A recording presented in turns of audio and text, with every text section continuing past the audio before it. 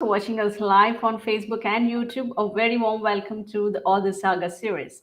A quick recap for those of you who are new to Pick a Book. Pick a Book is all about reading and inculcating the habit of reading, research, and presenting the summary of it in our regular meeting sessions. Creating a better world by changing the sense of self through the habit of reading is the vision of Pick a Book. Currently, Pick a Book marked its inspiring presence in four countries: Sri Lanka, India, Singapore, and UK, with over 1,200 plus readers, 19 regions, and 100,000 plus people inspired through a session so far in a span of 1.5 years. So, Pick a Book continues to spread its wings across the globe, and we have come up with this new initiative, a brand of our own called Author Saga series, wherein the authors can reach their readers and individuals of like minded interests. Authors can also discuss the key insights of their books, and the readers can have this wonderful opportunity to know more about the book from the author himself. So, today we have with us Mr. Amandeep Thind, and with his wonderful book called Speak to Shine, and we also have the co author. So he's also joining us soon. And let's get to know Mr. Amandeep a little bit. Amandeep is an international speaker and a trainer and an author and a life coach. With over 14 years of experience, he has developed simple yet powerful experiential techniques that have touched more than 1,000 lives. So he is also a founder of Brilliance Academy, an innovative and impactful business created to help and inspire people to live a passion-based life. So he's the author of a book, A Secret of Winning. In his passion based journey, Amandeep has worked with the world's best personality development trainers and thought leaders like, Robert Kiyosaki, Les Brown, Anthony Robbins, and many more to list down. And over more than a decade now, he has been the lead trainer for Tony Robbins, Unleash the Power Within, preview across UK, Europe, Australia, and Middle East. So he possessed the unique quality to bring out the extraordinary from the ordinary. So he lives in London with his wife and daughter, and he's a loving father, caring husband, and a great family man. Welcome, Amandeep. Thank you, Sorna, for such beautiful, kind words. And hello to everybody who's joining us right now, or if you're listening to this as a repeat. So welcome to this session. Thank you so much. And I know this book is a reflection of 22 authors, on how they got into speaking and communication and now living their dreams of communicating their message to the world in different ways. So today we have with us one more author who has his, hands on this book. So he is Mr. Druthiman Chakravarthy, and who co-authored this book called Speak to Shine.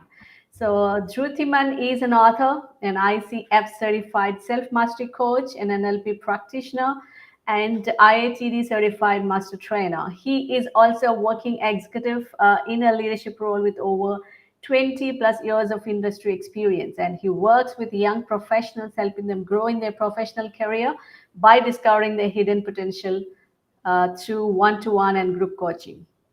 Druthiman lives happily in Mumbai with his beautiful wife and two lovely kids. And let's all, welcome Mr. Druthiman Chakrabarti. Hello, everyone. Hey, Thank you, uh, Swarna, for that lovely thank introduction. you. I'd Thank like to you. wish everyone a very, very happy Vasant Panchami, whomsoever celebrates this particular festival. Yes, Okay, thank you.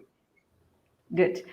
Thank you so much. And pleasure having you both on the show. And first of all, let me congratulate you both on the success of this wonderful book, Speak to Shine. And I wish you both a long way in writing. Thank you. Thank you. Yes. Okay, so to start with, my first question usually be like, were you avid readers? So, Aman, if you want to go first. I don't consider myself as an avid reader, but Mhm. I do consider myself somebody who is seeking for knowledge, which obviously the mode has changed. I think maybe 20 years back I didn't have a choice, so I had to pick up a book and read. But for the last 10, 12 years, because of access to audiobook and video, ways of learning, So I access more of audio and video because I'm a very visual person, and I love to Okay. learn where I can have more experiential, hands on with what I'm learning. So yeah, I'm not an avid reader, but I'm an avid knowledge gainer. That's how I would like to call myself. Wonderful. So, how about you, Druthiman? So, were you into books from your childhood? Yeah, I thought actually am an avid reader, but actually later on, what I realized that I had the habit of collecting a lot of books. But eventually, what happens with me is that I don't end up completing the books.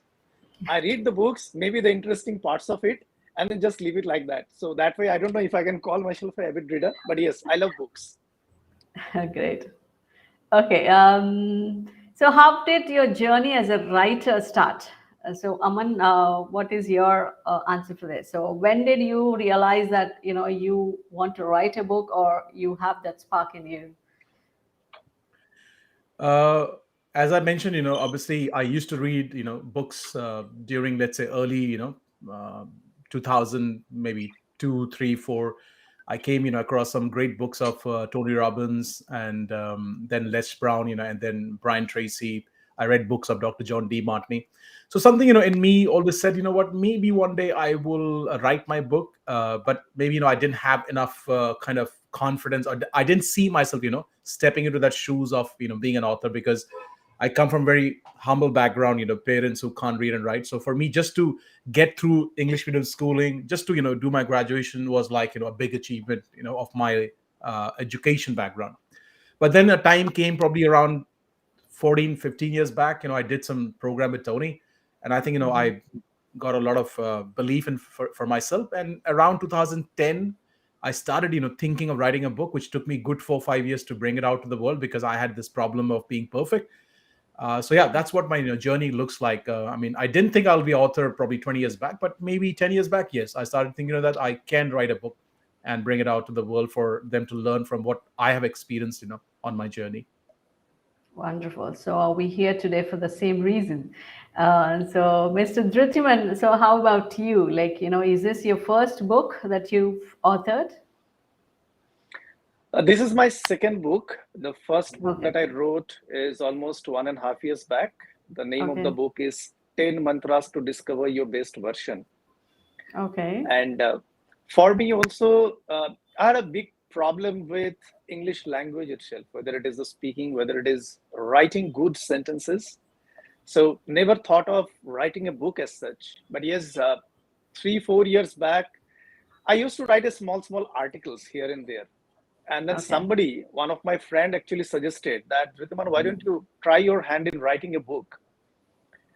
But I was too worried and too afraid to take the first step also. Mhm. Luckily for me, I got the support of a book writing coach. And that's when I started my journey. And when the Okay. book came up, I felt pretty confident because I never Mhm. dreamt that I could be able to write a book. So that's the journey. And now that the confidence has come. Wonderful. Okay, so Mr. Aman, is there any story behind choosing this title, "Speak to Shine"? The story is pretty simple in my understanding. When the lockdown happened, I was forced to stop all my events. As you mentioned, I've been a lead trainer, for Tony Robbins, UPW preview workshop, across whole of UK, Europe, and even sometimes Australia. So I had Mhm. all these events, lined up. Every weekend, I'll be somewhere, speaking for him, doing sessions, or speaking for my own, company's brand, which is Brilliance Academy, and running a lot Okay. of live events. So I didn't have much virtual presence. Hmm. So when we went into pandemic, I had to reinvent myself, recreate my ways of teaching and reaching out to my students. So we started putting these virtual trainings together. So initially, what I do is a 5 days program now. It used to be a masterclass for 3 4 hours, which Okay. we rebranded. After we realized some other insights about running virtual trainings. So yeah, this is a 5 days program which I run on public speaking, on how to overcome stage fear, how to stand out as a speaker, how to create unique content, how to find your niche or topic. And it was a brand, which was already floating around, with me for the virtual trainings I was doing. And all these, beautiful students I found, like Druthiman and other 20, one of my students who are in this book, who co-authored with me, they all came, from initial stage of Speak to Shine, and then they went on to my advanced training. So we Mhm. were just brainstorming with the whole group, and we were discussing a theme. So the theme came out to be communication. It looked like all the 22 authors, including me, we went through a journey to find our voice. It was not something we already was born with. We had to find a way to get our voice out in the public. And Mhm. yeah, the communication theme came up, and then we were brainstorming about a brand, about a name of the book. It just looked like Speak to Shine fits in very well. Everybody was very happy with that brand. So yeah, that's how we went into brand this book as Speak to Shine. So yeah, that's the story behind this title. Awesome. That's a great cover as well. That the mic, just the mic is speaking everything. Yep. That's wonderful. Superb. Okay, great. Okay, so being, what you are to where you are, like, coming from a very simple background. So, what are the challenges you faced, that brought a shift in your thinking that, you want to choose this public speaking and training as your career? Uh, I'm a mixed child. For those of you, to give you a little bit of background, India, if you're not from India, let's say, Indians mostly would relate to this, or maybe Asians, maybe, India has a lot of India within India, So Mhm. my dad, is Punjabi, Northern Indian, very fair in complexion. My mom is Bengali, very dark in complexion. So I'm a fusion of North and East. So when I was growing up, in this one-room house in Calcutta, in my early days, people made me feel and realize that there is something wrong with me as a human being, that I'm not pure enough as a human being. And then to add to my problems, I was chubby and I was like a overweight boy. So yeah, I became the target of being laughed and teased, and eventually it became bullying and abusing, when I had to shift from Calcutta to a very remote village in Punjab because some personal crisis happened when I was 16 years old. Okay. So I was this shy, timid, introvert guy. I would never open up and speak, though I had, things in me which I wanted to share, but I never voiced it because I thought, what, maybe it doesn't matter. So from there, when I found personal development world through a company called Amway in the year 1998, I started reading books on personal development, on mindsets, and I read two books in the beginning: How to Stop Worrying and Start Living, and Mhm. then it is written by Dale Carnegie, and then Think and Grow Rich by Napoleon Hill. So my world, opened up to possibilities of what's out there, and I realized that everything in me is there for me to Mhm. change my life. So then I went on a journey to discover myself, and there was one event I think I already mentioned about doing it with Tony in 2007. I had this big desire, which I had maybe, even in an Ambe meeting many years back, but that Mhm. thought came back in my brain, saying, oh, I would like to do something what this guy is doing for the stage in some capacity to make people their better version. And yeah, from there, I went on to do some trainings on public speaking. I found my voice, and the whole persona I had of being shy, timid, introvert, and shaky on stage eventually changed, over a period of times as I kept doing it. And I became this, strong, charismatic, captivating trainer. People said, oh, your presence is great on stage. And I would say, oh, is it, So yeah, that journey of me said, what, I would like to share this gift with people so that they can find their voice, which they have, because every story is unique, like yours, Yeah. like Druthiman's, and anybody else listening right now. Please understand, your story is very unique. It needs to be heard. It needs to be shared. The only thing probably you need is, a belief in you that it can be channelized. It's just a skill, you can pick up. Speaking in public doesn't require any talent. I realized that 10, 11 years back. I didn't know that before that. So, anyways, yeah. So coming back, I found my voice, and this is what I like to do. I'm on a mission to give people voice who would like to share their, craft, skill, knowledge with the audience, and not just share it, but also monetize it so that I can have a full time living career through that, sharing. Wonderful. That's an amazing job you're doing. Because a lot of people have this problem. I mean, whatever the background, even if, it's like a simple background or a rich background in the sense, in terms of not money, but the schooling and all, but still on the stage, speaking onto the stage is something, it's still scary for a lot of people. So yes, so a lot of people out there are requiring your service, and thank you so much for being there for all of us. And how about you, Druthiman? So what is your background like? So what made you choose this or get into the training, one such training like this, and change your life for good?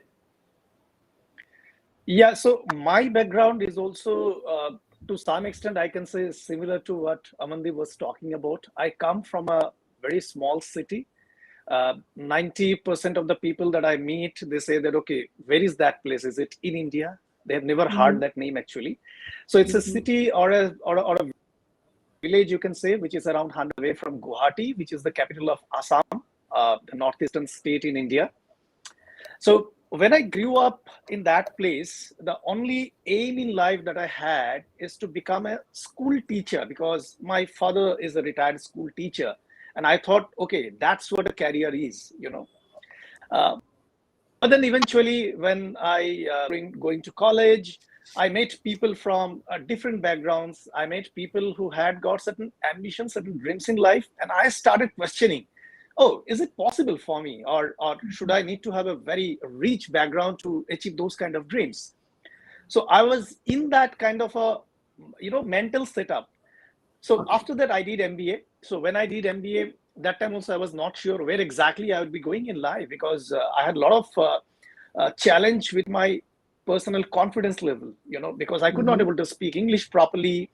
Uh, I'm not a fair complexion guy, as you can see. So I think that was also many a times people reminded me of my skin complexion, of my, I was a very thin guy, all those points also came in. So that added up to my challenge of communication. And I started questioning that, okay, I think for me, I'll be staying somewhere in the same city in a simple kind of job, and that's my life should be.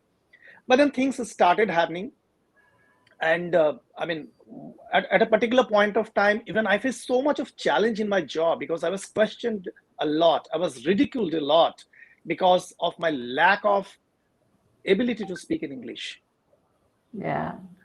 I was about to lose my job. People said that you are no good, you are good for nothing, Ritiman. You go back to your city and do what your father was doing. So that kind of sentence I heard in my life. Good for me. I was fortunate enough to get the opportunity to attend a training program wherein my organization sent me to develop my managerial skills, etc. That training program was a shift for my life, and that Okay. actually told me that things are possible, Mm-hmm. irrespective of the background that you come. Things are possible in your life. You need certain ingredients, and I started working on developing those particular skill sets after that, and I Okay. started seeing the result. So, and the experience that I had in my life, uh, I thought that let me share it with others because India is a country wherein people normally don't come with a very very rich background. I mean, majority of the people, if you talk about the masses, and Mm-hmm. then this set of people always think that, okay, this is my life, this is what I am destined for. you know God has given only this much to me. I cannot think of anything else beyond this particular thing, whatever God has given. Be happy with this. And some people actually talk about that every time, that don't aspire for something which you cannot afford or that's not possible by you. Be happy what you have. So currently my mission is to work with this kind of people, challenge their mindset that they can also achieve things. Yeah. They are also okay to dream big and work towards achieving those dreams. So that's what my mission right now is. And thanks to Amandeep that I mean his training program has actually added to what my thought process was. Now I'm more confident that yes, this is the right passion and the right thing that I'm doing currently. Awesome. That's truly an inspiring to hear that. Aman, we all know how important is the communication in our lives, and each one of us have our own definition for it. But you having been a trainer and a coach, what according to you is actually required to make it an effective communication? It's a beautiful question. I would say, it's a $1 million question, or we can say it's a, 10 crore rupees question. When I was, learning with my mentor, almost like, 13, 14 years back, one of this particular teacher I had, who is an expert in communication, he would always say, Amandeep, every single penny you will make, it'll come, through your communication skills. And he was right. I used to think, is it all the income is related to communication skills? And then I realized that if you go deeper and understand that we are always in constant communication, as a human being, when we're not talking to anybody else externally, like I'm talking to you and the listeners right now, I have a communication going inside my brain, inside my head, inside my mind all the time. And if you look at this at a deeper level, and if you can understand the subconscious layers of how the brain is designed, it is more about the communication you do with yourself leads to how you communicate with the world outside. And that's what people perceive, receive, and conceive about you as a person. So the more effective communication you can design or create for yourself to begin with, and then, with other people eventually later on, either you're doing a one-to-one meeting, or either you're doing a group discussion, or in the way you show up, in whatever kind of, socializing environment you are in, that leads to something called, the idea of people saying, okay, I would like to go with you or do business with you or give you a job or make you a business partner or make you a life partner. Or the opposite is happening. People are saying, subconsciously, oh, I want to be away from you, or I'm not buying from you, or I'm not giving you a job, or I'm not investing in what you have to offer. So I think, what communication is a very powerful tool. Anybody here listening, you must focus on improving it. Please understand, it's not something related to your talent, because you're enough talented, that's where you're born. It's a skill. And obviously, based on who you are, at what part of the journey of your life you are in, you might take a bit longer to, pick that skill up and make it part of your life. But it's all about becoming more skilled when it comes to speaking effectively, or speaking in a way that it is more powerful. And again, very quickly, I want to say, if you're an Asian or Indian listener, English doesn't define that you are a great communicator. मैं हिंदी में कहता हूं, फिर मैं इसको English में translate करूंगा. आप किसी भी लैंग्वेज में, भाषा में effective communication कर सकते हैं. So it can be any language, Spanish, it could be Telugu, it could be Marathi, Punjabi, Bengali. And if you have people who communicate in that language, if you can do it effectively, that puts you up as a great, communicator in front of them. So it's not based on only English, but yeah, if you live in India, it has a lot to do with English. Now India is emerging as the second largest country who speaks English. It is. It's a must skill to have. It's not a language for Indians. Yes. So yes. So how about you, Druthiman? So what's your take on effective communication? So how far is, of course, yeah, it's important thing. So but what's your special ingredient from your side for that? Yeah, so what Amandeep has said, I mean, he is the master. He actually teaches us the right methods of communication and why communication is so much important. So what I have learned so much so far is that, communication is done by your complete persona. It is not your mouth or your facial impressions, etc. The entire persona does the communication.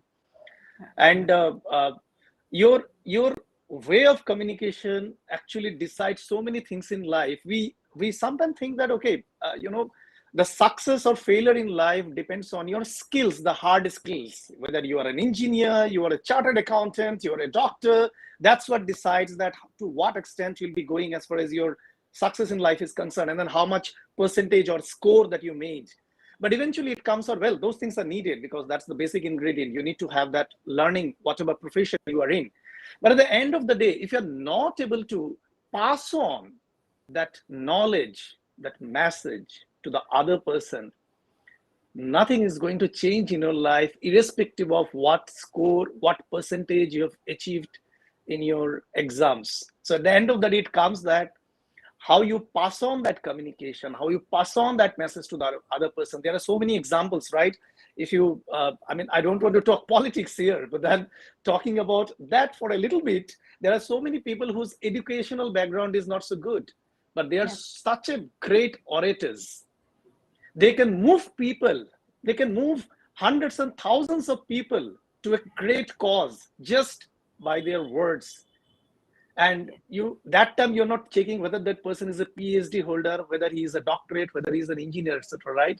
So you have the examples right before your hand, but still people do not realize the importance and the strength that communication holds.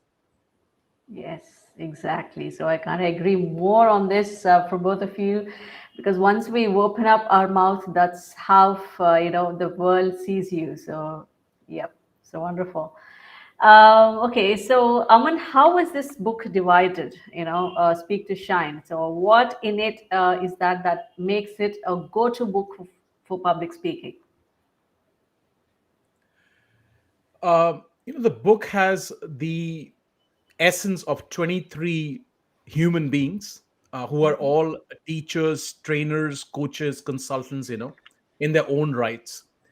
And all of them, including me, like Druthiman here, we had challenges about our originality, our background, our English speaking abilities, about our voice, and quite a few other things, about us, which is, related to self-esteem or how conscious we are, about how we speak, let's say.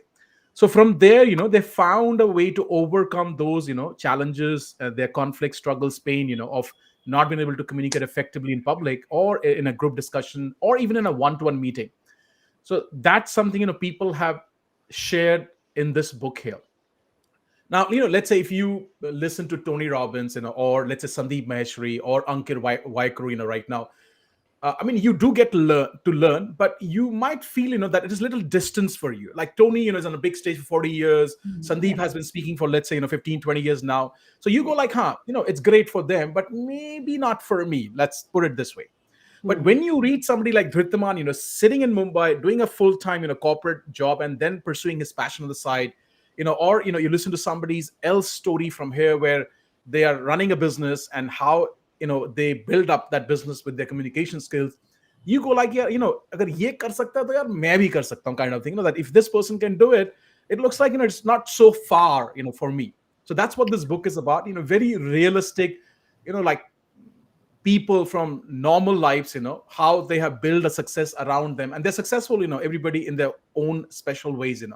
So that's what this book does to gives you that belief and possibility that if these people are doing it, I mean, Hmm. I can do it too. It's no rocket science here. So that's what I think the book conveys as a message about improving your communication skills. And just want to quickly add, Dhritwan was sharing this. If you look at it from a technical point of view, communication, is just not the words you utter. That's your verbal communication. And a lot of people are Yeah. focused on that part. It Yes. maybe is half of it, or whatever that Hmm. percentage is. The rest, close to half or less than little half, is all about non-verbal languaging. Everything about you speaks. Your background, your facial expression, your fingers, your hand, Hmm. your shoulders, everything speaks. So if you can learn this, there is no rocket science about it. It's a skill you can pick up. You can make your presentations, your communications, like sharing, more effective as a person. So yeah, coming back, Speak to Shine actually, I think gives you hope, gives you possibility, and shows that it can be done by anybody who is interested, committed, and would be willing to do the work, on this journey. And all these people, they did the work, on their craft. They found a mentor, they did a couple of trainings, and now, they're effective communicators. Wonderful, wonderful. That was so true. Because a lot of people, yes, like how you both said, mostly it's like we concentrate more on the verbal speaking. That's what a lot of people. It's a myth kind of way to think that that's the most important thing, but the real impact when you see that person, the famous trainer, so it's their body language that is reaching more faster than their speech. So that's, yes, oh, that's a wonderful point here. So okay, when we are particularly speaking about the non-verbal communication, the importance of non-verbal communication, so can you share with our audience a few tips on that? um, Okay, quickly, great. I mean, I can go on for hours. mm, I am conscious about the, the platform I am in. So very quickly, please understand, everybody listening right now. We are Homo sapiens. We lived in jungles many hundred years back, okay, or 1,000 years back, and we bring, some element of that brain, somewhere deep down, in our brain as well. So every time you get up on stage, if you can open up your arms in some ways, and speak, let's say if you're telling people about, let's say, the first thing I'm going to share today about the agenda, the program, and the second thing, like, you might see people doing this. Mm. When you do this, actually it is for you. It is not for the audience. That's again, you're doing it for the audience. And if you open up your arm, that's what people subconsciously observe about you. I mean, Okay. because when we lived in jungles, if somebody's hand is holding something to hit on you as a stone, so that would, give me an indication whether you're a friend or your enemy. If your hands are open, it's subconscious, a message that, oh, you're a safe person to go towards. And if you're smiling, which is a great thing to do, but in the beginning maybe of your journey, you might look like bit stiff because you have nervousness in your heart Yes.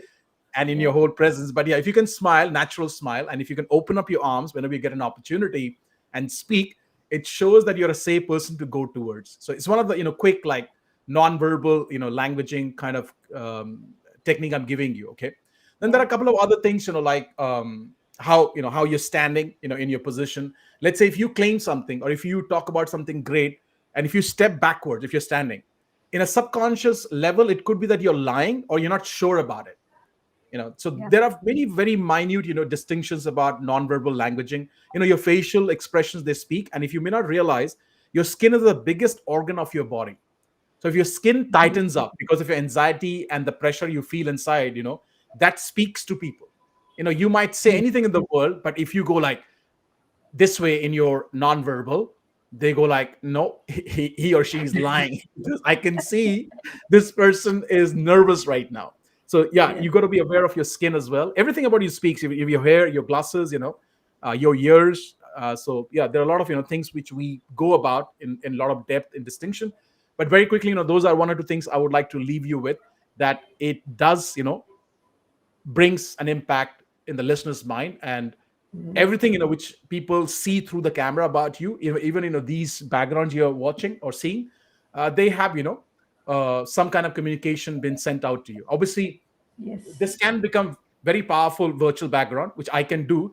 But I like to do things which my students can design and create, and replicate on. So putting a decent picture or a quote is just kind of it's possible for most people. And it's a very blank white wall, chuna laga hua hai isme, like, let's say, isme whitewash Yeah. ho rakha hai. That's it. So yeah, I mean, everything about you speaks. So make sure you bring some elements and prepare for it in whatever resources you have got to create that impact in the subconscious layers of the listeners, whether Mhm. when they will give you the credibility or they may not give you the credibility. So you are responsible in the way people perceive, receive, and conceive you as a teacher, trainer, or a coach. So I think, hope this Yeah. helps a little bit right now. Oh yes, that greatly helped because uh, subconsciously, the you have touched that very example of that because I was watching those the background of yours with Tony Robbins, and that I never focusedly or intentionally doing that, but my subconsciously it went onto there, and that gave some kind of vibe to me, like, yeah, so what you are trying to say. So yes, so that works in a great way. Yes. And Druthiman, like, say, the public speaking, however, it's a beautiful art, and it needs a lot of practice. So but there are a lot of people who can speak impromptily, that they can just get onto the stage and they can just speak on the go. And there are a lot of people out there who just have to practice before they deliver. That may be like, that goes on for years. So though, however, they just can't be impromptu even after a lot of experience. So how do you see it? Is that both ways? Is it a good, or else, like, one weighs more points than the other? So a lot of people have that, if I only can deliver impromptu, that gives the best. They'll have that intuition. So how do you want to clear that? Yeah, so my mentor is also here. So Mhm. he is the master of this particular craft. I'll just try to give what my understanding goes as far as this particular point is concerned. So yeah, being an impromptu speaker or a person who comes completely prepared before speaking, it depends on the situation, and you have to be ready for both the situations. There can be a planned event when you're going to speak. If it is a planned event, you know that what the subject is that you're going to speak, it is always advisable that you come prepared, that you make a little bit of preparation about that topic, so that your content become very strong, your content become relevant, it actually reaches the audience which you are supposed to reach, because you know the what kind of audience will be there. But at the same time, you might come across situations in life which are impromptu. Suddenly you are in a place wherein you have been requested to give your thoughts, share your opinion. Remember, those are the biggest opportunities for you. So when somebody gives you an opportunity in a planned event, well, that's an opportunity for sure. But somewhere you are suddenly invited to come on stage and say something, that is the biggest opportunity for you. Now, many times what happens, why people find it very difficult is that at the end of the day, all of us, we have, as human beings, we have a fear of failure, right? Yeah. Immediately that thing starts coming in your mind that people are watching me. Uh, my credibility is at stake. What people will be thinking about me if I'm not able to talk properly? All those things keeps on coming, and that's the inner voice that is working, which is not allowing you to bringing your actual voice out. Yeah. So I think one should work on that particular mindset. So it's not a question of whether you can speak English, whether you know the subject or not. The main challenge will be that particular mindset of the fear of failure. Okay. So you should try some ways out. Maybe you can get in touch with a mentor, a coach, or attend some training programs, etc. Work on that particular mindset. If you can win that mindset, whether it is impromptu, whether it is a prepared speech, I think you'll be game on. Wonderful. Absolutely. So mindset is all what that matters. Not impromptu, not prepared. That's a good point. Great. Okay. So I feel this, a pandemic brought in a true sense of globalization, sitting at, comfort of our own homes. And, I am sure many regional faces have become national faces and many national faces have become popular globally. So how do you look at this, Aman? Can public speaking be chosen as a full-time career option?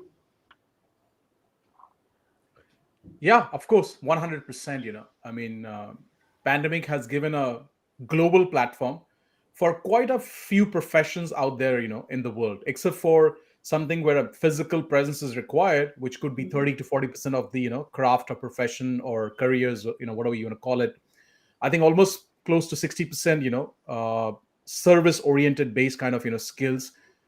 It has given a fair playground for everybody. You could be sitting in, let's say, Philippines, you could be sitting in, let's say, Africa somewhere, or in some part of East Europe. You can have clients, from across the globe. And if you have a skill, which took you many years to figure out, um, you can just be out there, sharing it with the world, and minimizing, their journey by the number of years they'll spend figuring out on their own. They'll take you up, as an expert to learn from you. That's what I do, and that's what, quite a few of my, students are doing right now. They are full-time teachers, speakers, coaches, where they are doing their own webinars, seminars, online, Okay. programs. And they have modules, some have 5 modules program, some have 8 modules program, and 10 modules program, where Mhm. somebody's teaching image consulting, somebody's teaching organic farming, somebody's teaching healing through their own ways, of teaching. So yeah, I think, it's a beautiful golden opportunity if those of you can see it, because even when the live events come back properly, let's say in a couple of months to 1 or 2 years or 3 years time, I think this is not going to go away completely. This is going to stay, and probably this will take up more than 50% of the market, when it comes to virtual learning, teaching. And I think Mhm. they are reckoning, that it's a multi-billion dollar industry by 2025. And India, especially if you are in Asia or India, maybe India has got the biggest youth pool in the world right now. Yeah. And 65% of the skill they need is all behavioral skills, where a great teacher like you, me, and Druthiman, and anybody who's listening who's got interest to share their, knowledge. Oh God, you have a beautiful opportunity right now in front of you. Awesome. That's awesome. Beautiful. So yes, so ladies and gentlemen, for those of you who wants to channelize your talent, through this public speaking, or to choose this as a career, so it's a blooming one. Like how Woman said, yes, it is. So go get it, get your place into this world. And before we close this session, so I just want to have a piece of advice to all of you and all of us, in fact, from Aman and Druthiman as well. So we just want to hear a piece of advice for this younger generation. Okay, so it's a piece of advice for younger generation. Yes. Okay. To consider everyone to be younger. Yeah, good. That's a good consideration. So, well, especially from let's say younger point of view, if technically you're younger, let's say in your age or your early 20s, or it doesn't matter, what part of the career you are in, whatever age you are in. I just want to say, there is always a better way of doing something. So if you can put your focus on doing those things which you do on a regular basis, let's say when it comes from a productive point of view, maybe your job, your business, there is somebody who knows something better than what you know, and if you can know it through a way of learning, through a way of taking up a mentor, through a way of I don't know, doing a program, then you must do that. Because when you can make yourself a better version of who you are, things are going to be great in your life in terms of wherever you want to reach, or whatever aspirations you have to gain materialistic success, or whatever you want to create in your life, will become simpler, not easier. See, easy is not possible, but making things simpler is definitely in your power. So go out there and learn and keep getting better. The better you become, the better your journey will look like, for yourself and for people, everybody who's connected to you. So that's what I would like to leave you, with. Thank you. Wonderful for that. And yeah, what's your piece of advice, Druthiman? Yeah, so for me, I work with actually young professionals who want to aspire in their career, but then have doubt whether they'll be able to do it or not. So I'll suggest a few points from that particular perspective. Is that, see, our entire education system, if you look at it's focused on giving you the hard skills, and even in particularly in today's scenario, if you look at the education system, is actually a race. It's a race against 100%. So the target is 100%, and what percentage you are reaching, basis that people decide that what's going to happen in your future. Now when that thing is there, at the same time we are in a very, very spectacular time of human history. Possibly there are so many opportunities that are available outside the regular stream of education. Many a times while selecting the kind of career option, we go by what our parents say, or possibly what our friends are doing. We call it a herd mentality, right? That everybody else is going towards that, me too, so let me also go there. So I think the very thing that starts, as far as the youngsters are concerned, in selecting that what should be your career option, you should take the decision. And one of my mentor, Mr. Jack Canfield, I like one of his teaching, wherein he talks about that take 100% accountability of your life. You are responsible, you are accountable for your life. What happens in your life, don't blame your parents, don't blame your neighbors, don't blame your education, blame yourself. Take the responsibility, take the accountability. If you are taking the accountability and then making the plans that after 5 years, after 10 years, what is going to happen, you will be accountable. I'm sure that you'll be taking the correct decision, which is correct for you, not for a group of people, not for your neighbor, not for your friend. I think that part is very, very important. Absolutely. Thank you so much for that wonderful pieces of advice that truly, will have a great impact for those of you who wants to change their life for good.